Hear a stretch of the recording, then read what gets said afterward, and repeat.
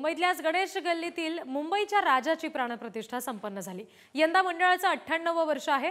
गणेश गल्ली सार्वजनिक उत्सव मंडळानं यंदा सजावटीसाठी रामेश्वरम मधील रामनाथ स्वामी मंदिराची प्रतिकृती उभारलेली आहे। या आध्यात्मिक आणि सांस्कृतिक थीममुळे आधीच प्रतिष्ठित असलेल्या या उत्सवाला आणखी भव्यता लाभलेली आहे। बाप्पाच्या दर्शनासाठी गणेश भक्तांनी रात्रीपासूनच रांगा लावल्याचं पाहायला मिळालंय।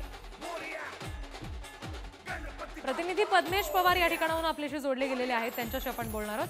पद्मेश, आता मुंबईच्या राजाच्या दर्शनासाठी सुद्धा भाविकांची मोठी गर्दी होत असेल, कसा नेमका उत्साह आहे? मंडळाकडून कसं नियोजन गर्दीचं केलं जातंय? रिद्धी, गणेशोत्सव म्हटलं तर समोर येते म्हणजे मुंबई, आणि मुंबई म्हटलं तर समोर येतो म्हणजे गणेश गल्लीचा मुंबईचा राजा। सध्या आपण त्याच्याच मंडपामध्ये आहोत आणि जवळपास काल रात्रीपासून अनेक जे भाविक आहेत ते आपल्या बाप्पाचे पाय पडण्यासाठी जवळपास काल रात्रीपासून जवळपास मुंबईच्या कानाकोपऱ्यातून कार्यकर्ते आपल्याला इथे पाहायला मिळतात। आपल्यासोबत मंडळाचे काही कार्यकर्ते देखील आहेत, ते लहानपणापासून या मंडळामध्ये काम करत असतात। सर, काय सांगाल, काय यंदाचा तुमची थीम काय आहे, तुम्ही कशी व्यवस्था केली आहे? लालबाग सार्वजनिक उत्सव मंडळ गणेश गल्ली मुंबईचा राजा 100व्या वर्षात यंदा पदार्पण करत आहे। मंडळाचं 89वं वर्ष आहे आणि ह्या वर्षी मंडळाने रामेश्वरम थीम डिक्लेअर केले आणि अत्यंत सुबक असं काम झालं आहे। मूर्ती तुम्ही पाहू शकता, डोळ्यात मावेल अशी मनमोहक मूर्ती मुंबईच्या राजाची आमचे नवीन मूर्तिकार आकाश तिरमल यांनी त्यांच्या कलाकृतीतून सादर झालेली आहे, त्यांनी साकारलेली आहे।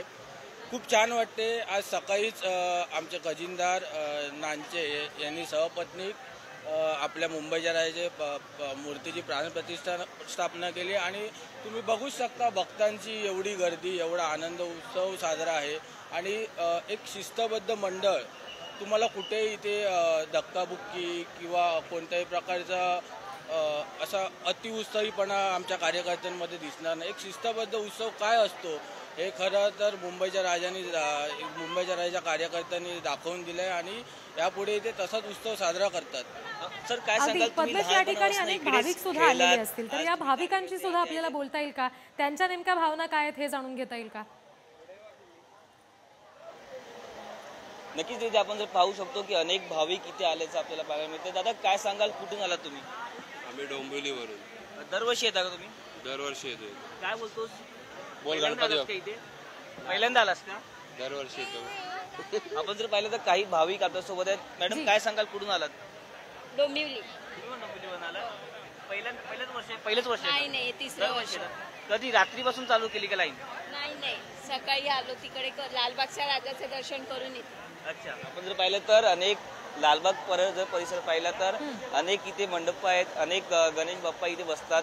अनेक लोक काल रात्रीपासून, काही लोक सकाळपासून आपल्याला इथे बाप्पाचं दर्शन येताना पाहायला मिळत आहे। जी पद्मेश, धन्यवाद। ही सगळी दृश्य आमच्यापर्यंत पोहोचवलीत, हा सगळा संवाद तुम्ही साधलात भाविकांशी सुद्धा, त्यासाठी।